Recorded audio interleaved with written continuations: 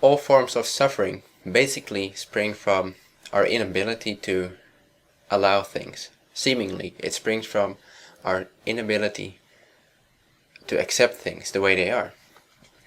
There is no struggle, there is no suffering if there is no argument. If I do not argue with whatever is here right now, whatever the situation is right now, then I have nothing to fear, I have no suffering. There is no, if I want what's here right now, if I'm okay with that completely, then suffering can't exist, can it? Now this is probably nothing new for you, but the myth is, or the misconception is, that we have to do this allowance, we have to do this acceptance, we have to create it, we have to cultivate it. But if I consciously decide to allow a situation, because seemingly we all are telling you that it's perfect, right? So if it's perfect, then I have to allow everything and then it will be perfect. But if I undertake the act of allowing, then that's just another way of denying that the moment just before I started to allow it, that it wasn't perfectly fine. So the non-allowance of the situation should also be perfect, if everything is perfect. If life is however it is, then even the practice of allowance is kind of a tricky business, because it's in itself it's a denial of perfection. So then, what to do, right? I have a suggestion. That is, instead of trying to become allowance, instead of trying to become somebody who accepts everything, notice how your very nature itself is allowance already. So don't try to create allowance. Instead, see that something is already allowing everything, or else it wouldn't exist.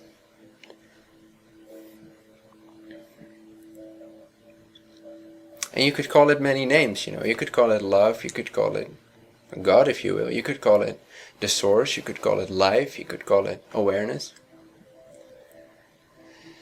But the fact of the matter is that the very fact that something arises proves irrefutably that you are the allowance of the appearance. You are the allowance of whatever is here, or else it wouldn't be here. It wouldn't appear. So there is already an allowance, because it's here. If an emotion arises, a really strong emotion, then I can say, oh fuck, this is wrong. Oh wait, I can't say it's wrong, I have to accept it. So now I'm going to accept it. I love you, fear, I love you. It can work sometimes, it can initiate that openness to what's already here. But for most people this just keeps being this nasty cycle of struggle. So instead, why not simply see that everything is already allowed to be as it is? Your very nature as awareness embraces everything, every perception within itself, without preference, without argument. There is no existential argument anywhere. Nothing is in conflict with anything else. You, what you are, meaning your nature. And if I say your nature, I don't mean every thing you can think of or do or act upon or enact or express, but your nature must be your nature. Your nature, meaning whatever you do or don't do, your nature is your nature. It's unchangeable. So it's simply here. And every experience you're having is confirmation, is proof, is evidence of the fact that it's allowed to be already. So there's the awareness here, which doesn't make any argument with anything.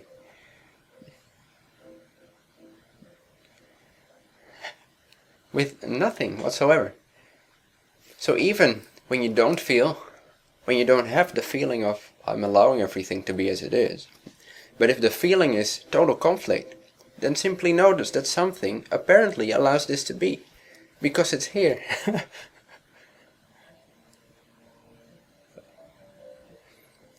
And there's nothing that ever escapes this allowance. The great allowance is already perfectly the case. We can simply confirm this to ourselves. It's really a game of confirming to ourselves what's already true in order to recognize freedom in our own experience. That's all. That's all this entire game is about. It's about seeing what's already allowing, seeing what's already perfect with everything as it is. And that doesn't mean that changes cannot be made. In fact, they will be made much more efficiently and much more authoritatively than before, but they will spring from this love, because if you recognize again and again that you are this love which already allows everything, apparently because everything is allowed, everything is here as it is, and this great allowance that you are, in which the world moves through your allowance of it, then you recognize that awareness is not just awareness, it's not a witness, it's not an observer, it's love. It's complete and total self-love. And by self-love I don't mean the narcissistic kind of love. It's not a personality who's in love with itself. It includes that too. But self-love means that life itself, or love itself, loves itself in all its forms. It allows itself to be. The allowance is already the case, so don't try to become allowance. Don't try to cultivate allowance, because that will just be another state of mind. And then there will still be a sense of separation all the time. Because as soon as an emotion arises, it's this cultivated attitude of, oh, I'm going to allow it. And even if it creates some sense of peace, which is fine, but if it can't, if it's not seen and known that the allowance is already always the case, that you are the allowance, then there will always be this sense of separation, which too is included by the allowance, or else it could not be here.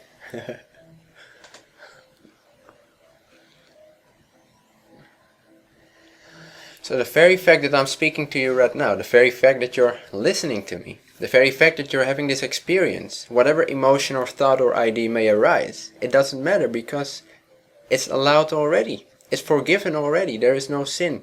There is no mistake. There is no wrongdoing. And from this knowing, from this recognizing that allowance is already the case, there is a love. There is a love with all things, and there's no fear to engage in life. There's no fear to be with people. There's no fear to help out. It's not like, oh, now I'm awareness, everything is perfect already, everything is allowed, so why should we change anything? No, let's create peace on this planet. Why not? Huh? It's possible.